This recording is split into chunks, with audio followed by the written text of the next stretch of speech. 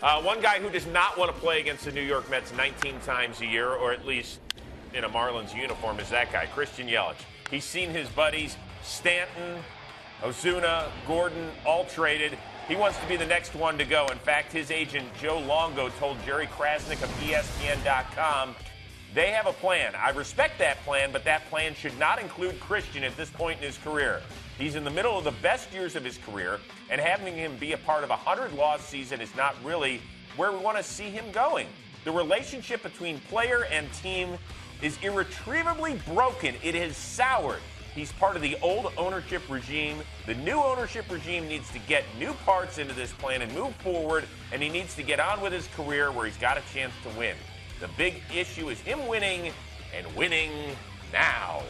Your reaction. My reaction's this, Larry King. Fine line here, because Christian Yelich, I love him. I love the player. We love the ceiling. But there's a fine line, though, like I was just talking to one of my compadres, let's just say that. Like, back in the day, when you didn't have dirt in your spikes, you didn't say a whole lot in this game. You know, team would win, team would lose, they would sell, but for you to come out vocally and speak, it wasn't like kind of like, you just be quiet, do your time, and then become a free agent, then you start becoming a veteran. I think this is okay, though, because of what they've gone through as an organization. And Stanton and Ozuna and Yelich were kind of all the talk. And then D. Gordon goes, and it's kind of like this is part of the skit on this team. So him speaking out is okay. You know what I'm saying? But back in the day, you weren't allowed to speak out unless you had some dirt in your spikes. Yelich has dirt in his spikes, no doubt in my mind. How much are you allowed to have to go out and voice an opinion? You know what I'm saying? You kind of used to start as a young guy, make your money, play hard, become a player, make a name, and then go. This is a new generation, right? So you kind of got a voice, and now we got agents' quotes, and now, you know what? I'm all in because this isn't going to be a fun year in Miami. So it is kind of like, but, you know, bore, and who's next? I understand his frustration. In my opinion, Christian Yelich's agent did him a huge disservice. It's all about time and place. And people say, well, what's the difference between Giancarlo Stanton and Christian Yelich? Stanton won it out, and we heard that. And he went on to Jimmy Kimmel and all that sort of stuff and said, you know, Derek Jeter hasn't even reached out to me. What's the difference? The difference is he was owed almost $300 million over 10 years and had an ironclad no-trade clause.